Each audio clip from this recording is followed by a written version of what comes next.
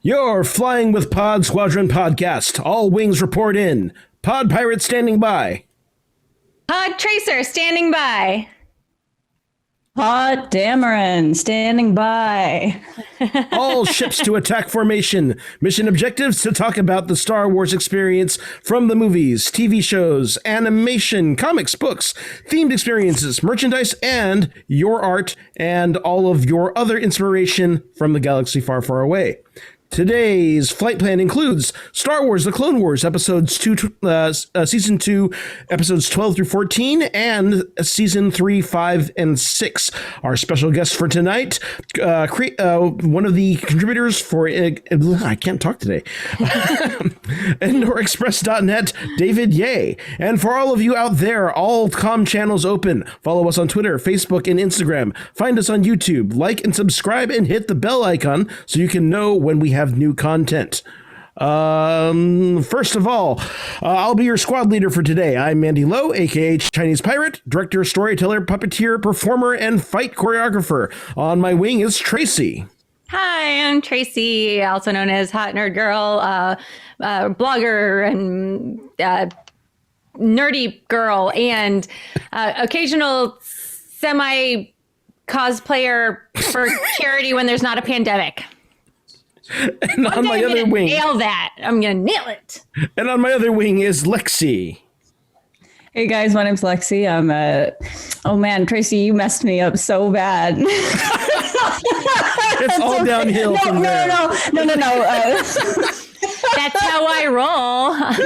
I was no, but it's not the way you think it is. I was like, man, I thought she was gonna say chicken farmer. I thought you were throwing that in there, and that's all that threw me off. It wasn't anything else. Like I take full responsibility for my own stutter, but girl, you gotta lead with chicken farmer. Chicken farmer and brand new puppy mama. And puppy mama. Yes. Okay. Yes, you have to introduce me to the puppy after I introduce myself.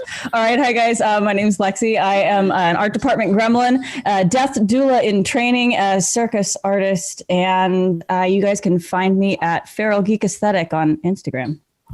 And we are just one squad in the fleet. We're part of the Geekish Network. That's twitch.tv/Geekish Network. And don't forget our auxiliary support ships from Digital Click Marketing as we build and expand. S-foils to attack position. We're going in. Okay, I gotta take it off because it's fogging up and it makes it harder to read. It's just because you're so hot, Andy. Well, you know. No wonder those guys are always getting shot down. They can't see for shit. Their visors are fogging up. Hey, everyone. Welcome to the show tonight. We've got a pretty fun show planned. But first, what's new with everyone? Let's start with you, Lexi. What's new? Wow. I was hoping you wouldn't come to me first. Well, you're wearing the Yoda ears. I know. Sorry.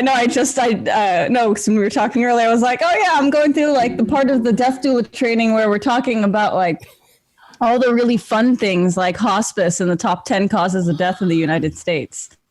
You know, all important stuff. Can we talk about? Can we really the thing I really want to talk about is the puppy? Guys,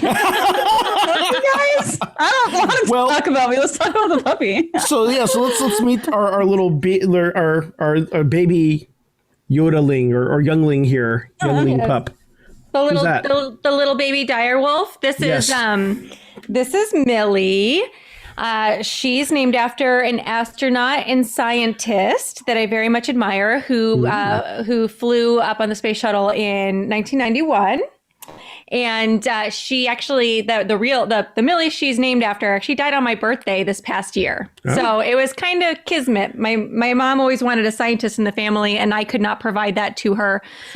And so we have high hopes for Millie that she's going to be some kind of neurobiologist or something. Well, is she thoroughly modern? She's thoroughly modern. Mm. Yes, she is. Everyone. She's actually crazy smart. So you might hear her in the background. We're working on potty training right now. So, so there might be issues. Like she's what, 2-3 months? She's 3 months old. Yeah, she was her mom was a stray homeless dog in Mexico, in Baja. And her mom is definitely some kind of shepherd mix. We don't know what her dad is. No idea.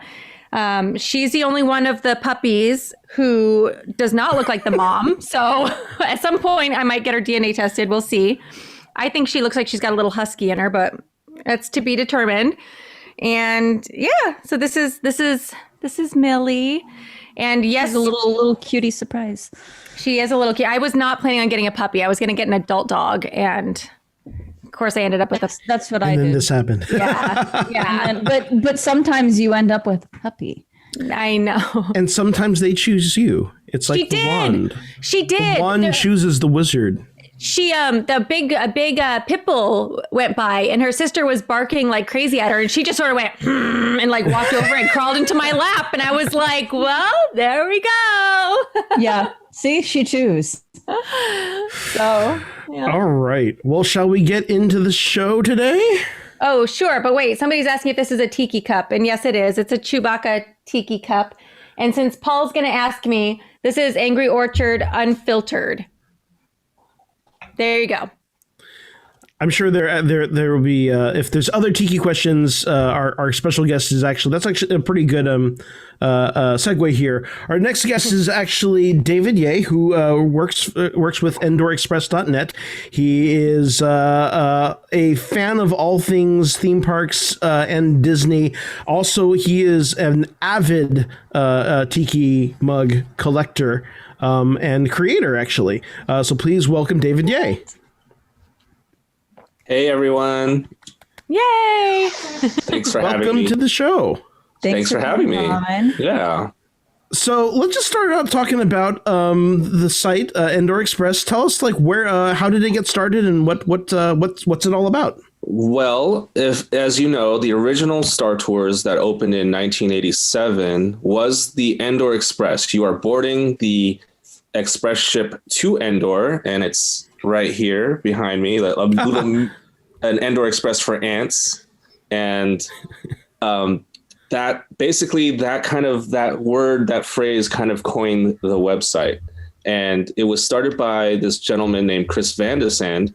And he lives in Belgium, but he just became such a fan of the ride through Disneyland Paris. And how I got involved, he was just making this little website that was a tribute to the original ride. And he was just a kid and just loved the ride so much he wanted to make a little website, a fan site for it. And one time I was at a Star Wars celebration in Los Angeles. I took pictures of somebody's model of the Star Tours queue, and they had a little homemade people mover with Star Wars figures inside, and it was amazing. I took pictures of it. He basically reached out online and just said, "Hey, can I use your pictures?" And I said, "Yeah." And then he said, "Are you an annual pass holder?" I said, "Yeah." So then one thing led to another. Do you want to provide pictures for my site from time to time? And I was sure. And then I told him, after a while, I was just like, you need some content. you need some interviews or something. And then I reached out to the composer of Star Tours. His name is Richard Bellis. And he came up with the 5-note chime that you hear when there's an announcement or the Star Tours announcements. And I found out he was a faculty member at USC. And I emailed him and just said, "Hey, can I interview you?" And he said, "Yeah." So that was my first little thing on their website. And that kind of got us into the foray of writing more about the parks. And it got us, involved with more announcements and more releases. And then at the time, there was no real future of Star Tours. It was this very stagnant thing. But 2011, they kind of opened up and had a new one, of course. So, that was basically it. Now, and you also do photos and some stuff for some other Disney and Disney focused and theme park focused sites as well, right? Yeah, I sometimes I contribute to micechat.com, and so they use my photos from time to time. Great. So how did you get involved in just kind of your interest in theme parks and Star Wars and Star Tours yourself? I mean, it's kind of like what guy my age doesn't love Star Wars, and so like I'm sort of representing like old school. Very good, very good. It's like the old film, the classic Lucasfilm, the old Lucasfilm limited intro to the original movie before they had a fancy logo, and so I mean I grew up Southern California, went to Disneyland all the time, and that's kind of that was like the marriage of everything everyone loved was Disneyland plus Star Wars, and I mean that's it. That's kind of how anyone gets into it, really. But then, being nerdier than most people, you start to really like fantasize about it or obsess over it, try to collect things from it, and so on and so forth. So I was kind of tailor-made for the website too. So then would have all of your, you've interacted with quite a few ex-Imagineers or current Imagineers or other people kind of in this industry. Is that all through your work with EndorExpress, or? In a way, yes, because we would get involved with, there was one of the PR reps for Imagineering was actually kind of a fan of our website. And so we started emailing back and forth like, hey, can I get an interview with Tom Fitzgerald, for example, who was one of the writers of the original Star Tours and the new Star Tours as well. And Tony Baxter, of course. Right. And of course, when the Captain EO came back, Captain EO was actually the first George Lucas involved thing that Disney put out before Star Tours. But that was like a collaboration that was built from putting Star Tours together. And so that had that one came back after Michael Jackson passed away. And so we were able to interview Tony Baxter for that and kind of segue into Star Tours a little bit too.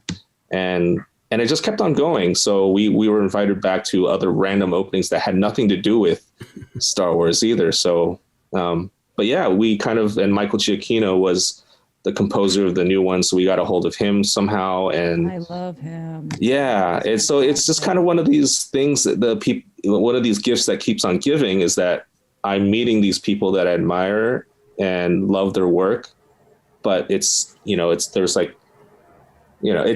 for people to learn more, but it's also really selfishly for myself. I really want to just do it,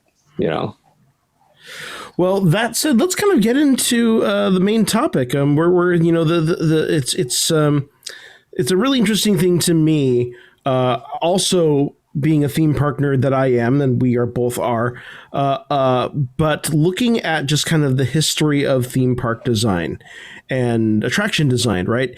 And how a Star Wars, some Star Wars or Lucasfilm project seems to be like the herald of each wave of innovation in the industry. So let's talk, you mentioned Captain EO. Do you know kind of the story of how that whole project came about? I mean, that was, Michael Eisner was the head of the Walt Disney Company at the time with Frank G. Wells. And he was kind of a mover and shaker at the time. He gets he gets knocked down a lot from the more recent years, but in the very beginning, he was very innovative and very bold in his decision-making. Eisner gets knocked down? Towards the end of his career, yes. Really? There was the whole Save Disney campaign where he was kind of ruining everything. And it was after Frank G. Wells passed away or died on his expedition. Somehow I missed all that. I don't know. Yeah. California Adventure in the very beginning was all him, and that wasn't a huge success until recently. Yeah. So I do remember that. Yeah. And there was a lot of strings of Disneyland accidents at the time of cutting down maintenance, budgets, and Disneyland Paris wasn't exactly a hit.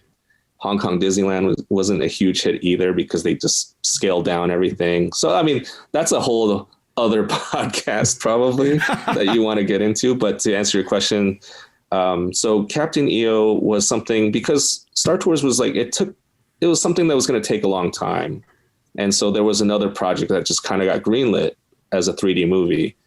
And Michael Jackson was involved, and Francis Ford Coppola directed, who directed The Godfather. The Borg were in it. Yeah, exactly. They had whips. It was the dominatrix Borg, and they even had a Borg queen that like floated down on like tubes and stuff, and her claws. But that was like the most expensive movie per second at the time, and just like 22 minutes. But it was kind of insane when it opened. It was probably the most amazing thing we've ever seen. Yeah, I mean, it's. I remember it was using kind of that at that time, like polarized 3D was still a brand new technology, and it had only been used a couple of times in films. It was also using a lot of physical or practical effects in the theater too, right? They were using lasers, they were using smoke effects to kind of augment the 3D. And there was a lot of green screen. Is polarized 3D the not red and blue? Yeah, correct. Okay. It's where you have striations. One striation is going vertical. The other striations are going horizontal. Yeah, and if for your younger listeners, that you could find the whole video on YouTube. So just look up Captain EO and watch it and it's very 80s. It's basically a 22-minute music video. And what if you've seen it many times, but you want to pretend like you're in the younger generation? Then yeah, exactly. Then you could do that. We won't judge. Thank you. I mean, Captain EO really was. I mean, it was amazing. At that time, Michael Jackson was like the biggest star in the world. Mm-hmm. You had Francis Ford Coppola directing. You had George Lucas and all of the ILM team, producing and developing all the visual effects. They were, using everything that they had learned on Star Wars to do, like, all the model making, all of the, it really was kind of at the time a spectacular piece of work working with the Imagineers. It really was. And it was bigger than widescreen because they had at the Tomorrowland Magic Eye Theater, they had the stars fill in the area around the screen. So it was even more than a 3D movie. It was really, really cool. But then Star Tours opened a year later, and that wasn't the end of the whole George Lucas kind of relationship. They had a Alien Encounter in Florida. Was he on? Were they on Alien Encounter too? He's one of the producers, and he was touted. I don't think he had as much to do with it, but they touted his name. I don't remember a ride called Alien Encounter, but I would have only been to Epcot at that point. Oh, it was in the Magic Kingdom in Tomorrowland. Alien as in Ripley Alien? No, it was, I mean, that was the original plan, I think, was something, it was that scary, which is ironic because Disney owns Alien now, but it was a very scary experience. It was the Terror-estrial, and it was just... As a pun lover, I love that. Yeah, but it wasn't a ride. It was they called it an emotional or I don't know, a roller coaster that you feel. I forget the exact terminology they coined. Like a visceral. Yeah, it was. You sat in a seat and they had a chair. They had these little bars that rest on your shoulders, so it felt like the alien was like standing or pushing on you. And there was slobber effects or people. The 4D stuff, I remember. Yeah. And then they tried to make that a really big thing, and it Yeah, and the alien would basically be beamed. They were testing this new technology of beaming the alien into this tube in front of you, and it was really cool how they did it. But then it would get loose, of course, and he would kill people, and the blood of the people would fall on you. Wait, wasn't there kind of a Terminator ride like that at Universal? Yeah, there was. T2 3D. Okay. Yeah, but I know they did one at Star Trek: The Experience too with the Borg and in Vegas. Yeah, there was a Star Trek one I think at Universal for a while where they took kids as volunteers. Yeah, you would film the whole thing. Or teenage Asian boys. I think Andy was. Were you on it? I wanted to be on it so bad. I used my whole allowance for the gift shop there. I was so excited, and I wanted to be on there so bad, and they didn't pick me. Yeah, there's a VHS tape with me with a Klingon forehead somewhere. So you better find that, Andy. We need to show that. Oh wait, not on here, on another show. It's so bad, but it's hilarious. I need to see it, even if it's on another need to see that. Hey, were you there, David? Have you guys known each other for that long? No, I didn't know Andy. Oh, okay. You've just seen the video? I've seen a video of someone else's that not on of YouTube. me. Oh, Yeah, okay. but it's such bad acting, but it's also hilarious. It's really funny. Because It was kind of like the behind the scenes show at Universal where they show how Foley. I was raised by a Foley artist, so they show like a very rudimentary way of doing Foley. And I remember they showed how they did the beaming effect with glitter in water, and then they showed that on Reading Rainbow too. And I was like, they showed that on Reading Rainbow. Yeah, Actually, Reading Rainbow, good memories. So going back to the alien encounter, though, I think with that the big thing with that, and that might have been Skywalker Sound had developed the stereo system, because it was that every Probably. individual person in a seat had their own kind of stereo, like 3 or 4 speaker setup. Right. Essentially the same kind of speaker system that they have in Space Mountain now, so that you have a personalized experience and they can make sound or creatures travel because of sound. But side tangent, do you remember when they had headphones for Abraham Lincoln and they had a part where they're cutting your hair? Right. That was terrifying. That's so weird. I don't remember that at all, and I'm really glad I don't. Maybe it was before my time. At Disneyland? Yeah. No, it actually wasn't that long ago. It was just short lived. They remastered the sound, and it was like this whole thing. I remember I had a friend who was like for sure that he could pirate a recording, because all he had to do was hack into their broadcast system. I don't think it worked though. Wait, so the robot was giving people haircuts? No, that's not the Abraham Lincoln robot. This is the alien robot. Oh, wait, how did I get those wires crossed? I don't know, but I did it too. My brain did the exact same thing. Like I heard the same thing. I went, what? No, I totally went on a tangent. Sorry.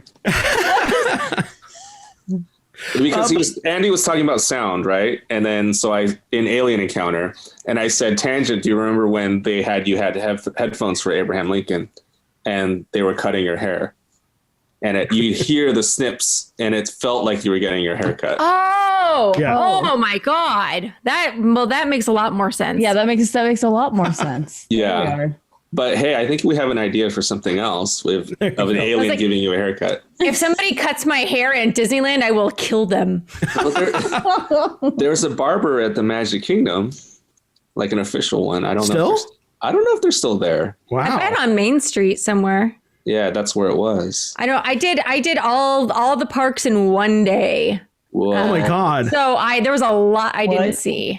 Oh, okay. So you just park hopped each one? We park hopped each one, guided by my friend Justin. I was on tour at the time for car tours, and my friend Justin, who was my co-producer, he was a Disneyland expert, and he would take us around to all the different parks in one day. Disney World? Disney World. Yeah, sorry. Yeah, he's from Michigan, so he goes to Disney World. In fact, I introduced him to Disneyland. Anyway, but we wanted to save a whole day for drinking around Epcot, so we did all the other parks in one day. Actually, we did all 5. Are there 5 parks? 4. There's 4. Okay, we did all 4 in one day. I mean, you could count the water parks if you want to, but oh, we did not. David's like, no. But let's come back to Star Tours a little bit, right? So we started to talk about immersive design, right? Can you just talk about like just how Star Tours started to revolutionize, the park design, attraction design, everything, honestly? I mean, it changed a lot of things. I mean, it was the first motion simulator to be used in a theme park setting. And this is like the stuff they would actually use for like training pilots and stuff like that. And to utilize this technology as a ride format was something entirely new. But of course, after Star Tours, you saw every park kind of take that and milk it to death, right? Even Disney milked it with Body Wars, and that just at Epcot, and that was kind of a disgusting ride. They shrink you down and you go into somebody's body, and you're in the bloodstream, so it would shake you like you're in water, So they I rip remember off that. they rip off that episode of Magic School Bus and turn it into like a whole ride. There was a whole movie. Yeah, it's a Martin Short movie, right? With Martin Short and is it Kurt Russell? I don't remember. I thought there was one way back in the day. Yeah, but you were sent into the body to battle like a splinter. A splinter, right? Yeah. Inner space. Adventure through inner space. You were a microscope. You went through a mighty microscope, and you were checking out snowflakes. Well, that was another attraction that was in the space where Star Tours took over. But there's also Inner Space, which is the movie with Martin Short and I think Kurt Russell. Oh, and I think Meg Ryan even was in that too. There's also like not Journey to the Center of the Earth, but Journey to the something. and then there's that episode of Rick and Morty that like yes. Journey to the Center of the Earth is a Tokyo attraction at Tokyo Disney Sea, which is awesome. I would never know that. Is that the That's the steampunk park, right? Yes. Jules Verne style. Yeah, kind of it's a land. That's so cool. Pictures. You got it. You have an idea. Fantastic Voyage. Thank you, Kevin. Yeah, Fantastic Voyage is the old one. The other thing with Star Tours too, right, is like that was kind of one of the first like major immersive queues. Right. I mean, that just blew me away. When you walked in, you saw the full scale of this. And as fans of Star Wars, you saw R2-D2 and C-3PO in person. And that's the actual, like the C-3PO and like dipped in gold. And that's the original R2-D2 that they used from the movies in there. If you look inside, Kenny Baker signed it and all that. No way. I didn't know that. It's just, when I learned that. Yeah, you had animatronics in line. That's usually something they save for when you're in the ride. So it was just one of those. It was the greatest pre-show in the world. At the time. And it was totally. I mean, it was truly a story, right? It's like it was it was casting you as space tourists in an airport, in a space airport, more or less. Yeah, right? yeah. And if you were like eagle-eyed, if you even like looked up, you'd actually see a couple of calamarians. Calamari. Mon Calamari in the control tower up above too. Yeah, there was like two or three of them in there, and now there's only two. But they moved the third one into the outer queue from the past, but I don't know where that is now, because it's gone. But yeah, no, it was really just mind blowing for the queue, and it's the same queue as Adventure Through Inner Space. The microscope ride, right? Except they just extended it further in, and then because the motion simulators only take up so much space, so they could actually have more queue, and then just the little boxes for the ride. But no, it's really amazing, and since that point on, you would have these rides that have queues that are, well, actually, Splash Mountain was next, and that queue wasn't that special, but Indiana Jones Adventure in '95, Roger Rabbit's Car 2 Spin was an amazing queue. Okay, so let's give some honorable mention to Indiana Jones, which is not a Star Wars ride, but it's another Lucasfilm collaboration, right? We've talked about a number of things about that Star Tours kind of pioneered, the motion base, which of course would get applied to Indiana Jones, the idea of an immersive queue that sets up an act one for the story of the ride, which will also get used for Indiana Jones. Star Tours. What other things can we talk about for Indiana Jones? Indiana Jones, I mean, it took basically Star Tours and put it on wheels, and you're moving around on a motion simulator base through real space, and that was the new thing at the time. And to also be the biggest ride that they have ever built at the time was something else. And just the technology of that boulder rolling at you was insane.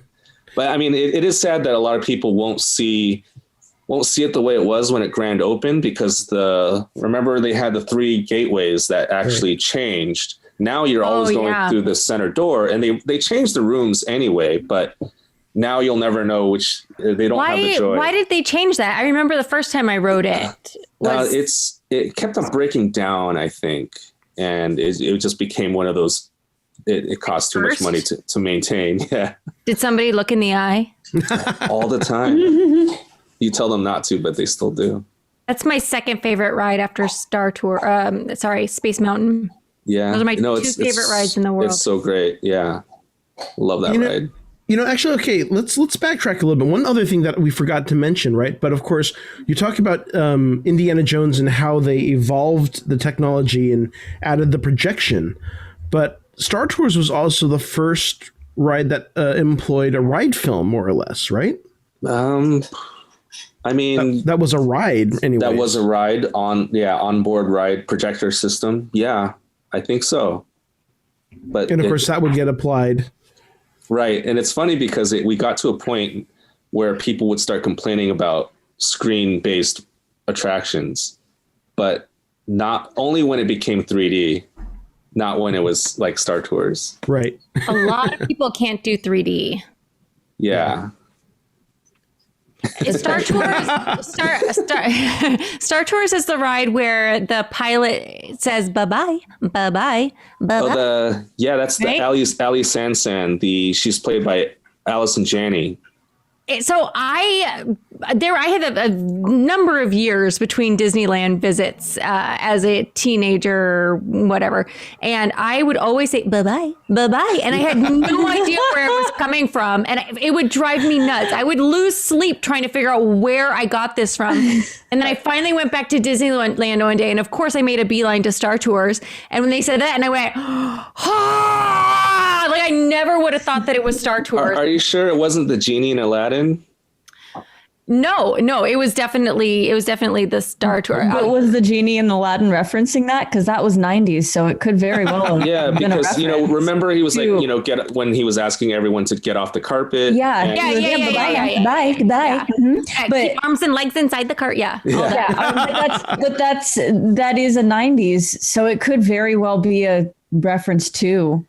Yeah, because Disney's always big on self-referential. Right, the new Star Tours. You have me questioning myself. Yeah, well, when I'm gonna lose sleep tonight over this. We're not going to ask you when you were a teenager, but the new Star Tours didn't happen until 2011. So. Yeah, I was so young. I was like 11 years old when that happened. I'm not going to continue down. You guys, people born in the year 2000 can drink now. This weirds me out. That's very weird to me. When you put it that way, geez. Shrek is about to turn 20. Oh, wow. I was in, I'm not going to say it. I'm not going to say where I was when Shrek came out. Nope. You were watching Monsters, Inc. is what you were doing. Yeah. Well, so coming back to this. Of course, then Disney purchases Lucasfilm, and immediately work starts beginning on all of these new projects. Of course, the gauntlet is now thrown down by Harry Potter. You have a couple of more. They start playing with kind of more interactive, personalized experiences with the cruise ships, like the the Millennium Falcon experience. Right. Well, you kind of skipped over the new Star Tours where they had the branching technology of you start with one ride and it could go either one or two ways, and then you had the next act that could go three ways, and then you had the hologram that was. You had one or three different ones, or now it's like there's several to choose from. And then the final act was several different planets to choose from there. And then it all kind of ends their own way. And now they've activated, after the sequels came out, they would add more films. And then they turned on the Easter egg function, which is Easter egg function. What's that? Yes, which is where all the films that you saw in 2011 Star Tours had a few variations to them. So sometimes you saw, if you went to Naboo, you would see Jar Jar swim by. The Easter egg function is that you'd like hit him with your star speeder. Or there's variations like variations on the films where something different might happen that you didn't see before. But Yeah, Okay. but and then going on to Tracy, yes. And an acquaintance of mine was the lips for the Princess Leia on Star Tours. Oh, no way. But only the lips. Oh wow, That's took- funny. All of her body parts were from different people, whoever had the most similar body parts to her. oh really? Wow. That's interesting.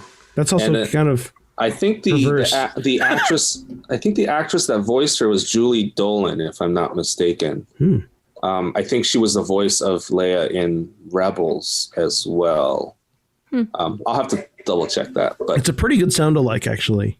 Here's a little bit of trivia. So Lexi, I'll throw this at you. Do you know why the droids in the beginning of the queue are called G2 droids? Oh, wow. No, I don't know. But I would really love to learn. Tracy, you have a guess? G2. The droids at the beginning are called G2 droids. Which droids? It's been long enough since I've been that I'm not picturing them even. So as you go through the queue, the area that used to be the droid repair bay is now like a whole security check, post 9/11 security check, right? And they have two droids that talk to you. One of them is voiced by Patrick Warburton. And they scan you and your luggage. Where the guy used to be who would say like, hey, he would like talk to the people in the line, and then they moved him somewhere else, and now okay. And there's a suitcase scanning thing. Yeah, okay. they didn't move them though. They're still there. They stayed the same. Yeah, the one that's got the little Wally-ish eyes. Yeah. Yeah, okay, So those are the G2 droids. So G2 droids. So David, you want to tell the story behind the G2 droids? I mean, sure. The G stands for goose, and they were basically geese from America Sings stripped naked. Are you serious? And modified. Funny. Yeah. So America Sings, for those who don't know, is an attraction in Tomorrowland that took you through the history of American song with animatronic animals, and basically it took you through like jazz and rock and country, everything except for rap. That's when, they closed before rap was a thing. But it was the 70s. It came out in like 77 or 75. Yeah, and it was very patriotic and like, hey, all hail America music and all that kind of stuff. But with like an eagle and bears and geese and pigs, all that kind of stuff. It was really neat, and it closed. And they were trying to like, what do we do with all these animatronics? Well, two of the geese went to Star Tours, and the other ones went to Splash Mountain. So all those other animals in Splash Mountain are from America Sings. But those two were basically, they ripped off the feathers and just added the binocular eyes, and basically they're like, it already looks like a droid. Yeah. Perfect. And the first one is voiced by Tom Fitzgerald, one of the Imagineers who I didn't know that. co-wrote the show. And the other one is, like you said, Patrick Warburton, who is the Tick. Kronk. He's the Tick, he's Kronk, and he's the Soren intro guy. He's in the Will Smith Aliens Men in Black. He's got the best voice. Yeah. Patrick. I want to have. He's one of the people that I want to have on like a list, just reading me bedtime stories. On a tangent, if you haven't seen his, he did a Funny or Die where he was doing the safety spiel for the longest roller coaster ever. You got to look that up. It's really funny. It's like a roller coaster that never ends. So we were probably going to have to start wrapping up because we're almost at the end of our time and have to move on to the next section. But before we do, so we've talked about like how all of these different innovations, the full 360 immersion, the casting the guest as the main protagonist of the ride, the everything goes horribly wrong trope, and how does that bring us to where we are now with Galaxy's Edge? Okay, I don't know if we really didn't talk about too much of that, but yeah, it was one of the first times that you went on a ride and basically, oh, this is going to be great, but wait, hold on, something goes wrong. And that becomes a reoccurring storyline in a lot of attractions coming like in the years to come. For Galaxy's Edge, you have the Millennium Falcon Smuggler's Run where you at that point, something's going to go wrong, but it's not told in that story in that way. You just kind of go on a mission and you just try to come back. But the I only wrote it once, and I was so focused on trying to not crash us. That was my earpiece. I was so focused on not trying to crash us that I don't remember it hardly at all. It's all right. So a couple of things, right? First of all, that, with Millennium Falcon Smuggler's Run, you literally much like original Star Tours, you walk through a repair bay, and then they load you into the Millennium Falcon. So this is another, like, the way the immersive queue has evolved now, right? To the point where you are sitting there at the chessboard and all that. Yeah. And it's really really cool how they done it. And they thought of so many different ways of the trick was you have one Millennium Falcon, right? You don't have 5. So how do you give every guest this experience of being in the only Millennium Falcon that it flies? And they had to have these rotating cockpits so that it'd be on a wheel, and not to spoil it too much, but like you would lead to different bays to a different cockpit basically, and you would load at different times, and it would all just spin around, and you would have like your own little dome of motion simulator. So it was like a lot of tiny mini Star Tours on a platform that spins around. And then you just load and then you unload, and it's really neat. Cool. Yeah. So you mean we came full circle almost? Yeah. Yes. And for Rise of the Resistance, they actually used an old Star Tours motion simulator to test the motion. I haven't seen that one yet. Oh. It doesn't ruin it. They use Star Tours to test what you see in Rise of the Resistance. Right. So it's kind of like using old technology for new technology. Is that kind of the Transformers ride at Universal too? Is it the same idea? No, because Transformers is on a track and Rise of the Resistance is on a trackless vehicle. Okay. Sorry, Lexi, I didn't mean to interrupt you. No, that's okay. Good question. So there's I was literally just saying that I haven't even been to Disneyland since Galaxy's Edge opened. I was like, I'll wait till after the crowd died down. Then COVID hit, and I was like, well, I guess I'm waiting a while. It's sad because the crowds weren't there when it opened, so you could have just went. Yeah. Well, I don't remember what it was that I was out of town for, but I was out of town when it opened, and then I was like, I'll go at some point, and then then COVID. I was just broke. Yeah, everyone thought there would be so many people that everyone just kind of stayed away. But also, you didn't have the main ride open yet, so there's a lot of people like, well, if I'm going to spend this much money, I'm going to wait until it's complete. And then 2 months after it was complete, everything shut down. That was kind of where I was at, where I was too broke to go without being well, I might as well wait for the ride, and then and then. So what did we all learn from this? Even if you're broke, you just go, because you don't know. I mean, the only reason why I was able to go was with help. But before that, it was the only things that were open were the things that cost $200 to do, like the lightsaber and the droid making thing. So it was whatever. Yeah. But correct me if I'm wrong, David, but somebody told me that the reason why Rise of the Resistance was so delayed was because they installed the track in backwards. Maybe. I don't want to. I don't think I want to. That's not exactly true. No pressure. I don't. Yeah, there's a lot of. I mean, there's a lot of things that that happened, and I don't want to lead anyone astray with something that could be false. I haven't heard for sure. Okay. This is the only dirt I care about. Yeah. We do have to wrap up. We have come up to the end of this segment, and unfortunately, there's a lot of stuff we haven't gotten to, right? I mean, we've talked about a lot of kind of the establishment of kind of how Star Wars has set up a lot of things. We didn't really get to dig really deep into Galaxy's Edge, or the newest thing that's going to be opened, I believe, next year is the Galactic Star Cruiser experience, which maybe at some point you can come back and we can kind of dig deeper into some of these topics. Yeah. Because I love talking about Galaxy's Edge just because of the whole idea of how 360 immersion and storytelling, kind kind of expanded beyond, even beyond the ride, even beyond the queue, but into the merchandise and the environment and the entire land. That's all stuff that is really exciting to me, and I hope we come back to that. Of course, I'm more than happy to do it. Right on. But that said, let's move on, and we'll come back to those topics another day. Right now, let's thank Dinabola24. Hopefully I'm saying that right. Thank you for the sub.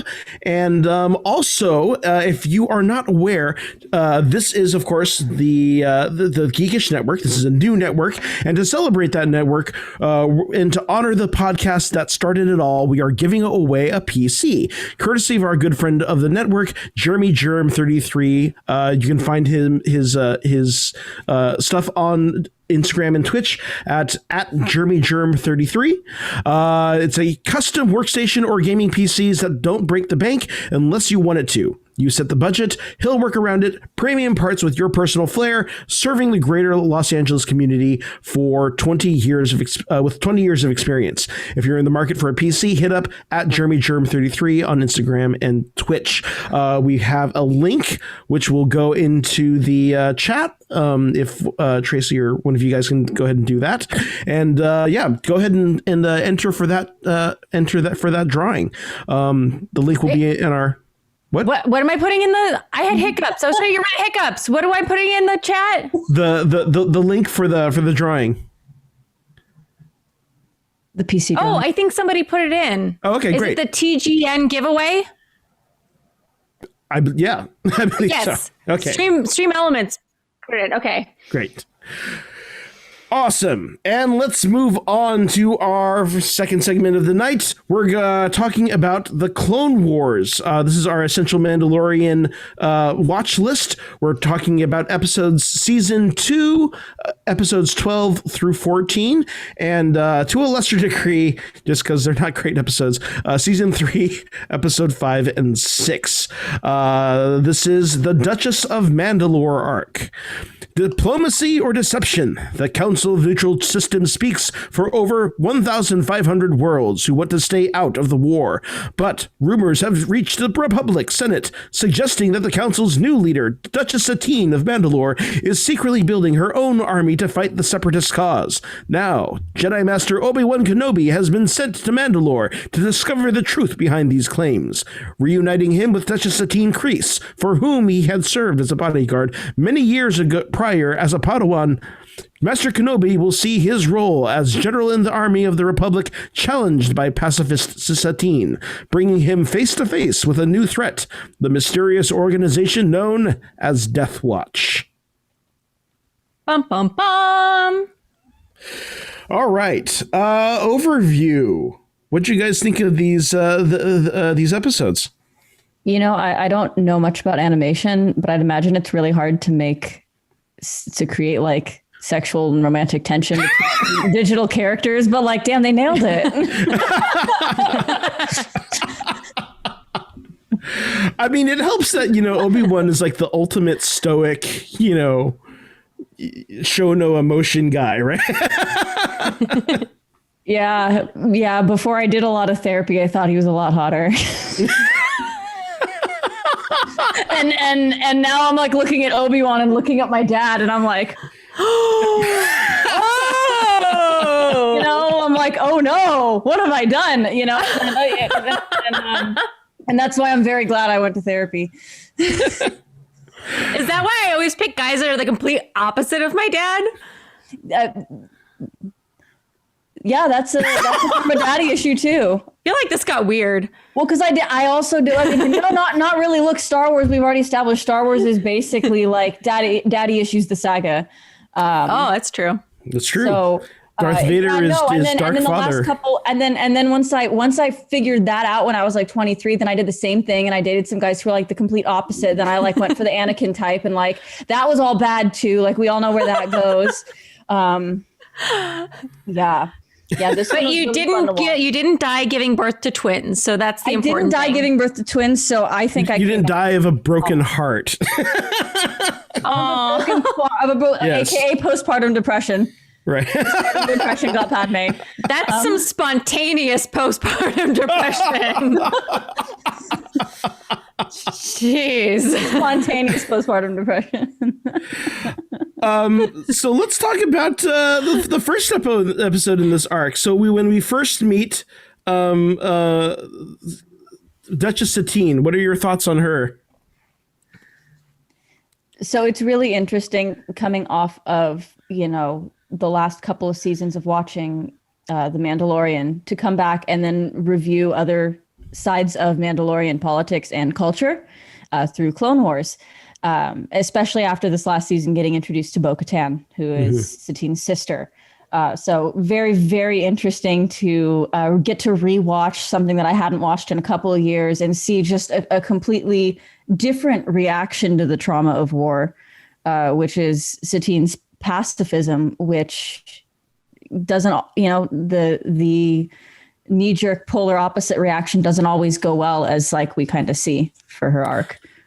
Yeah, actually, something I discovered this rewatch. Actually, I had not noticed before in the third episode in the arc that they talk a little bit about the time that Obi-Wan and she had spent together when he was a Padawan, and they talk about that there were insurgents that were trying to kill her then, when she was a young teenager or whatever like that, and that her distaste for war kind of rooted from a civil war that was happening during that time, which is just kind of a fascinating thing of talking about this kind of knee-jerk extremist pacifist stance that she's kind of taken. It just seems to go completely against like every cell in their being, though, to be that pacifist, right? Like at some point it's going to bubble over, and especially as a Mandalorian. Yeah. It's like trying to fit a square peg into a round hole. It's just not going to work in the long term. And David, you're still here with us, right? Yeah. Do you have any thoughts? You want to? Are you remembering these episodes? Yeah, I'm more kind of jealous that they're seeing it with a different set of lens than we did when we were watching these when they were coming out. Because, there were so many characters that were introduced in these older Clone Wars shows, and when you watch them like back to back to back to back to back, it just kind of runs. It's like you kind of get numb sometimes, so you don't pick up on everything that you're watching because there's just too much information, too many characters, too many scenarios. I missed this arc the first time it came out. Yeah, and then so watching it after seeing Mandalorian, you're picking up on things that we missed the first time, and you're enjoying it in a very different way. And I'm kind of jealous of that, so I'll probably go back and revisit too. That's one of the reasons I did revisit it, because I actually, I don't know if I've told this mini story, but my love affair with Clone Wars started when it was first coming out, and I was watching it with a friend of mine from college, and at the time we were housemates, and so we would sit on the couch and PJs and watch Clone Wars. And he had a very jealous girlfriend at the time. And she came over. Well, at one point, we're literally sitting full on pajamas, baggy t-shirts, like sitting there like, oh, like pew pew, like shit going off. And she's like, went and like had a talk with him about like, are you cheating on me? And we're just like, are you kidding? So like, yeah, Clone Wars, apparently that hot and heavy shit. It's you should tell her it's the Clone Wars, not the Bone Wars. Oh, Acha. So, like it just, that was kind of like my sit and shoot the shit and binge with friends thing. So when we were like, oh, we're going to rewatch this arc, I was like, I don't remember it at all. Like I don't remember that much at all. I like remember snippets. So it was nice to go back like almost fresh. And well, so important things to Mandalorian, right? We are also introduced to Governor Pre Vizsla on the moon of Concordia. What do you guys think of him? He reads very classic Disney villain, the way they've done him almost, which is very interesting to me, where he has that very polite, too polite, where he's like so polite that you're like, you're up to Here's something with him. You're up. Does he? I can't remember. Does he have a British accent? Does he have? He doesn't quite have a British accent, but do you know who the voice actor is? No, I don't. The voice actor. Do you know, David? You know. I know. I'm going to let them answer. I don't know. I will fully admit that I don't know. I got ditched at Comic-Con by Andy for some rando that walked by that he knew and I didn't. Wait a minute, I digress. I don't know. We were on our way to the dragon thing. I was trying to race to get Mama Jedi there. And all of a sudden you took off because you found some guy from something with a beard. And I was like, I have to get Mom to this. She can only go to preview night. And then He went to do beard club things. Oh, yeah, no. it was. Andy that was like, squirrel. I was like, No, bye, you know Andy, what we're that leaving was? you behind. That's when I met Tony Baxter, so I had to go. Tony Baxter. Yeah, we walked by Tony Baxter. Anyway. But, okay, anyways, so the voice actor for Pre Vizsla is Jon Favreau. So Jon Favreau was working on the Skywalker sound stages, mixing Iron Man at around the same time that Dave Filoni was working on the show. And they started talking, and, Jon Favreau, of course, is a huge Star Wars fan, and they became friends. And then Dave Filoni's like, hey, want to be a Mandalorian? That's actually very cute. Yeah. So, of course, like what we're watching here is him becoming Pre Vizsla, the leader the leader of Death Watch, is essentially the point of genesis for the Mandalorian show. But we know that he's going to be like there's nothing about him that's like, oh yeah, that's a good guy. I think that's a good guy. Like you can tell from the get-go that he's a bad guy. Right. Yeah, he's a bad guy, and of course we've already seen the one episode, the one Death Watch episode, where Death Watch takes over the small Asian town, right? And let's just say they totally take over an Asian town and like steal the women. It's kind of bizarre. that is bizarre. But boy, there's a lot to unpack there. There's a lot to unpack. a lot to. We should unpack that on a future show. But of course, yeah. So Death Watch becomes a very important figure. I just also want to call out the quote that began, or every Clone Wars episode begins with a quote. This quote was, "If you ignore the past, you jeopardize the future." Right, which is probably talking about Dutchess Satine. That's Andy living by a fire station. Yes, don't mind me. Okay, let's talk a little bit about Obi-Wan and Satine here. If we move on to the next episode of Voyage of Temptation. Oh, yeah. That's right. Oh, I had the breakdown for that episode just because I tend to like mix them all up in my head, and then I guess that was the one I deleted. Well, somebody say something because I don't know. Okay, well, so that's the one where like they have all these inside jokes, right? Like he's like, I guess you haven't changed in all that, right? And that was like a super sexist thing that he said too. I was really pissed off. He no, that's the next one. I think is you're thinking of. This is the one where they're on the ship heading back to Coruscant, and it's Anakin starts picking up on the fireworks going off between them. Was that part of our assignment? Yeah, this is the second episode in the arc. I may have been potty training a puppy at that point. I don't remember that part. Okay, so I thought it was a real opportunity missed, and it kind of feeds to your whole analysis, Andy, of like, breakdowns in communication and like toxic masculinity and how that affects it, even in like the good guys, where Obi-Wan kind of had a great opportunity to really connect with Anakin on like the subject of forming connections outside of the order, forming attachments.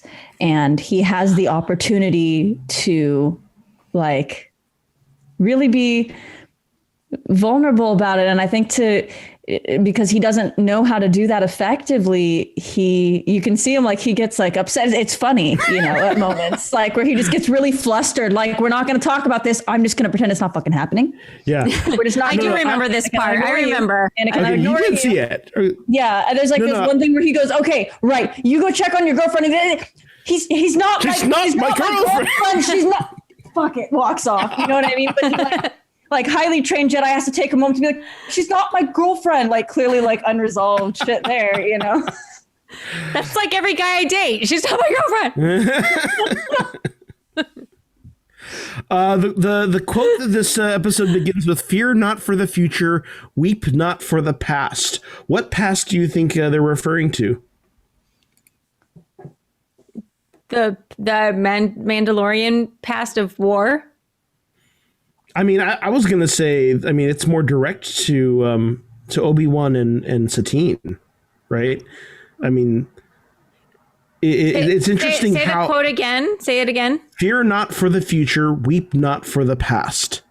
And I just find it interesting how so much of this episode, of course, like you have the A story, which is, of course, there are evil robots that are trying to assassinate Satine and her court. But your B story is... Obi-Wan and Satine constantly fighting over her pacifist stance to the point that, it's driving them both crazy. And when it comes down to it and they're both fighting side by side, she has to make her confession that she always loved him, and Obi-Wan follows suit. Oh, and then I think, if I remember correctly, that's the moment when like a couple minutes later, Anakin steps in and like lightsabers someone through the chest. Right. Okay. Let's talk about that moment. That's a fantastic moment. Right. It's a okay. very good moment. So setting it up. We have the evil senator. Yet again, someone has betrayed Duchess Satine. Senator Merrick basically has her by the throat with a blaster to her head, and he's about to escape in the separatist pod. And he says, "Neither of you will shoot me because you're a pacifist and you can't bring yourself to be a hypocrite. And Obi-Wan, you won't kill me because if you kill me, then you'll lose the respect of, your only one true love. So who of you is going to brand yourself a cold-blooded killer?" And what happens, Lexi? Anakin's lightsaber just comes right up through his chest, and I don't remember exactly what line is, but it's some very casual, like, "Sup." Oh, it's great. What? What? He was going to blow up the ship. Yeah, he's like, yeah. So he says, "What? He was going to blow up." Yeah, it was just like very pragmatic. Comes in like, well, I mean, obviously someone had to do it. Yeah, it's a great moment. All the Anakin Obi-Wan moments are hysterical, but it is an interesting thing, kind of watching Obi-Wan, who really truly has kind of feels truly like solidly bonded to his Jedi oath, but ultimately cannot deal with his emotions, right? Yeah, and it's interesting to me to just think about, coulda, woulda, shoulda, but if Obi-Wan had been equipped to be open with Anakin about, like, I'm very committed to the Jedi Order, but even though I'm committed, like if he'd been open about that whole, everything he was going through, yeah, instead of just stonewalling him out, and a lot of other instances like that where you see later with Ahsoka, where he's got opportunities to be vulnerable, and because he's a war veteran, he does not know how to be. He just isn't. And that kind of feeds into Anakin later not having any example for how to handle that.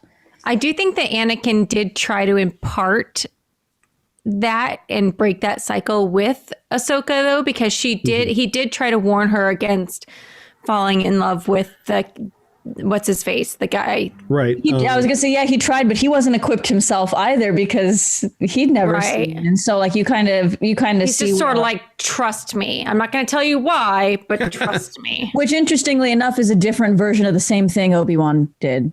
Right. I mean, to a certain degree, though, right? I mean, it's interesting because you have Obi-Wan who, is stoic, is completely emotionless until it's in his face with Sabine, right? Like Sabine basically drives him like the whole time until Anakin figures out he's Sabine. Satine. Thank you. Wrong Mandalorian. I mean, like Anakin's just like sensing, like, I'm sensing a lot of anxiety from you, Master. Are you okay? He's like, I'm fine. Not angry. It's okay. Let's just. See, okay, so Kevin just put it in better wording than I did. I do think that there's a double entendre going on there as far as the opening line. But Kevin said, I saw it more as the message Satine gives to the people. Don't fear the future. Don't wait for the... stream elements just blocked me out. Wait, don't fear the future. Don't wait for the past. Basically, don't let fear let us fall back into our old ways. So he expressed it in a much better way, what I was kind of getting at. Yeah, I agree. I mean, I think that both of those ways of looking at that quote, I think we could probably go through each of the main and supporting characters in this arc and find ways that it applies to all of them, as well as like the main plot line. And I mean, I feel like the writers are usually pretty good at, I feel like especially for Clone Wars with, Dave Filoni being there and how intentional a lot of those choices are, that the quotes are probably picked for their ability to apply to like almost everything if you look at it. Okay, so Paul's asking, was Obi-Wan acting or was that how he really felt? I think he really felt that way. I think that's how he felt. I think that's how he felt, right? I mean, that's been his struggle, is that he is stoic, he is emotionless, he's Jedi to the core. This is the one moment where he has to be honest, he has to kind of face his feelings. Which is, but it also shows how he's not equipped to console or help Anakin learn how to process his feelings, right? Mm-hmm. So one thing the Jedi don't teach, psychology. Yeah. No emotional resilience, just repression. Yeah. In contrast to, though, I think you are right, Lexi, though. I feel like there is a certain amount of, because Anakin embraces his own passions a bit, and of course to kind of how too much, right? Yeah. But I mean, he does kind of give Ahsoka leeway. We were just talking, right? We did start out talking about having the knee-jerk reaction and doing a complete 180. It's always the yin and the yang, right? Right. Like you just like having the uncontrolled pendulum swing in the opposite direction. And it feels like a lot of what Anakin does is a direct response to like trying to fill the gaps that he experienced. Yeah. Despite the fact that like the culture he's grown up in is telling him that like this isn't even a gap and like it doesn't need to be filled, and like pretend the gap doesn't exist. We're running a little bit short on time, so I'm just going to cover very quickly the last 3 episodes because they all kind of have the same theme, which is interesting and will kind of lead us to the next arc that we talk about. But of course, we have 214, where Dutchess's authority and control over Mandalore is called into question, and there is the Palpatine attempts to have the Republic army occupy Mandalore. And of course, Dooku wants that to happen as well, so that it will allow Death Watch to come in as a rescuing force or to oppose the Republic. And then, of course, the season 3, episodes 5 and 6, where we discover that Mandalore's stance on the war has isolated them so much that it's opened up the option for black market suppliers to which I'm sorry, how do teenagers not know what the word corrupt means?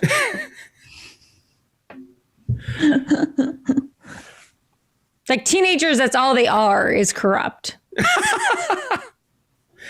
I mean, they're talking about like corruption in government. I don't know. But she's like giving them the definition, and they're like, "What? That's a thing?" It's not the best written episode. That episode, more than any other, I noticed like how freakishly long their legs are, because there were so many of them, like running around without capes and things. It was like, oh my god. I mean, I will say though, right? I mean, it's interesting. Though these are not the most well executed episodes, these topics that they're trying to handle for age 5 through 12, maybe. In these episodes are very much issues we are confronting in our times right now, right?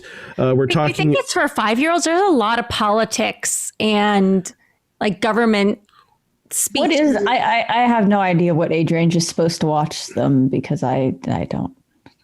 I mean, I think it is, honestly, right? I mean, and that's kind of why, you have a story arc with a bunch of droids going on a mission, and then you have, that's the thing, right? This is after school television, right?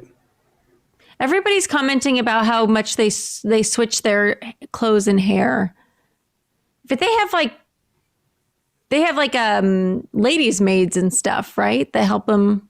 Handmaidens, but not everybody. Yeah, well, Satine, that's mostly a hat with a thing with the tubey things on. Like as soon as she takes the hat off, she's got like a 80s ice skater hairdo. 80s ice skater hairdo. Yeah. Really if you think about Padme Amidala in episode 2, she didn't have handmaidens anymore, yet she had all those costume changes and hair. But she also has her hair in ponytails and braids a lot more too. Right. Still a lot of effort, and she looked good doing Maybe it. Actually, it's just a hat too. One bit of a trivia. So the design of Satine actually is actually taken from unused costume designs for Padme. Oh, well, that makes sense. Padme from the Pod Squadron. Padme. I'm sorry. I did that. I messed you up, Andy. Maybe they're like those quick change artists that you see on America's Got Talent, where they change their outfits really fast with like glitter and tubes of fabric. That's a thing. Yes, quick change. It's amazing. You should watch it. I mean, are you talking about like the kinds of dresses where it's like somebody like turns around and it goes from like a mini skirt to like a ball gown kind of thing? Or like, yes. Okay. Yeah, I know what you're talking about. Yeah. It's so cool, but they do it like 800 times and it just weirds me out. Where do they put the fabric? Breakaway clothes, yes, but but sometimes they go from bathing suit type things to ball gowns, and I don't understand how they do that. Anyway, I digress. Witchcraft. So final thoughts on this arc. Final thoughts on the arc. Really interesting to, like I said, come back and rewatch it from a perspective of what it sets up for upcoming Mandalorian related arcs, and just kind of really connect some dots as far as a lot of these characters' attachment issues and how it creates major like pangalactic issues. Like, yeah. I also just find it interesting, just the establishment, of course, the Darksaber, the first time we see that, also Death Watch as an extremist organization that is focused on heritage. Oh yeah, was it? Yeah. Was the Darksaber that was that the first time we see it? I couldn't remember if that was the first time. I thought so. Okay. Yeah, this is when Pre Vizsla states that he's the rightful ruler because he holds the Darksaber. That was a great battle scene. Yeah, that one was very good. Yeah. I think we've been focusing so much on the relationship between Satine and Obi-Wan that we haven't really talked about the relationship between Satine and Padme. And I think that for me, that was the biggest takeaway because they're so supportive of each other and they work as a team. There's no indication whatsoever of any kind of cattiness. Yeah. And I think that that's a very important to show in any kind of pop culture or anything, because I think a lot of people have that stereotype in mind, and it's just not the case. Yeah, the rival stereotype where it's like, oh, if you have two attractive female characters or two like romantic female leads, like they're going to find some reason to fight. Yeah. Right. Well, also, right, in the context of this, of the couple of arcs that we've gone over, we see how Padme is linked to Satine and her pacifist movement, how she was linked to Senator Bonteri of Onderon, right, and her links to try to barter peace with the separatists there too, like. Padme was doing all kinds of stuff, and of course, if you know, in episode 3, there was a cut storyline where she would ultimately become the founder of the rebellion.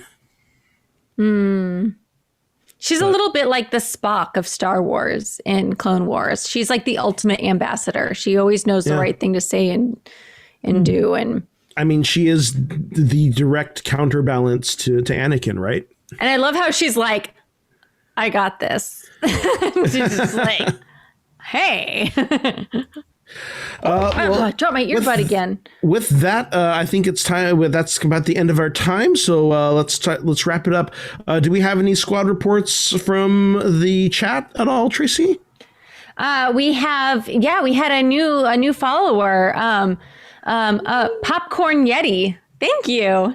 Oh, I love that. And we have lots of comments about girl power and Padme being a badass every time she goes to the Senate. Absolutely. Except that, of course, anytime she goes back to the Senate after having these great team ups, she's ultimately persecuted. Oh, wait. Mr. Walmart's Wi-Fi has a dating question. Dating question? What is your dating question, Mr. Walmart's Wi-Fi? As that comes in, I'll thank you to Denabola42 for the sub. Yay! We still don't have a dating question.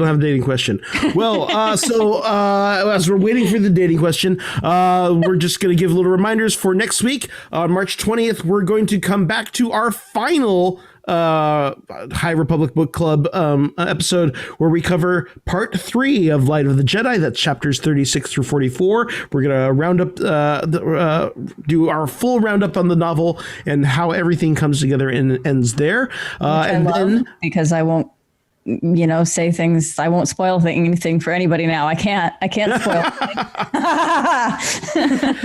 And then in 2 weeks, March 27th, we'll come back to the Clone Wars again, and we'll continue this rewatch of some of the Mandalorian episodes with season 5, episode 14 through 16. This is the return of Maul and his dealings with Death Watch and the Mandalorians. And this is an incredible arc. I actually cheated and went ahead and rewatched it early because I'm excited to talk about that one. But also, we want to see all of your Star Wars creations. Do you cosplay, make fan films, build droids, build models, sell stuff on Etsy? Show us how your Star Wars has inspired you, and we just might feature you here on the show, just like we featured David here. Thank you for joining us tonight. We're here on the Geekish Network every Saturday night at 8 p.m. Please follow Geekish Network here on Twitch and subscribe to the channel. If you have Amazon Prime, you can link your account and sub to us using Prime Gaming. Also, check the schedules for all the other great shows on here throughout the week. This Monday, we'll be back on Pangeekery. What are we watching on Pangeekery this week? I think we have Fyodor Chin, who is a voice actor on the game Overwatch, also did some voice work for Ghost of Tsushima, and we'll also have some new media. We're also covering the Pacific Rim series on Netflix, so check us out on Monday for that. Also, thanks to the Flight Tech for Mike and Rodney. Also, Digital Click. They specialize in digital marketing, design, and social media advertising, and you can find them at digitalclick.com. Thank you to EndorExpress.net and David Ye for joining us for tonight's episode. And we are the Pod Squadron. Please check out our content on podsquadron.com. Like and subscribe on Twitch, YouTube. Follow us on Twitter, Facebook, Instagram. For podcast subscriptions, you can subscribe on iTunes, Spotify, Twitcher, or your favorite podcast app. I am Andy Lowe, the Chinese Pirate, at Chinese Pirate _ on all platforms. I'm Tracy at Hot Nerd Girl on Facebook and Hot Nerd Girl Official on Instagram and hot_nerd_girl on Twitter. And I have to pee! And Lexi.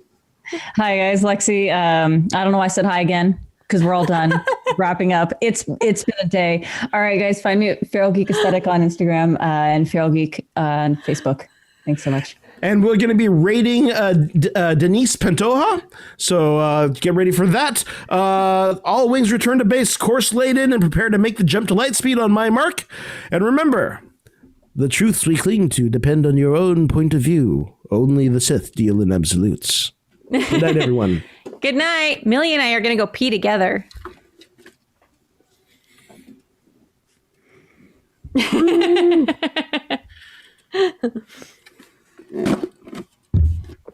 Are we done? Are we out? How about now? Okay. Okay. Oh, okay. Bye.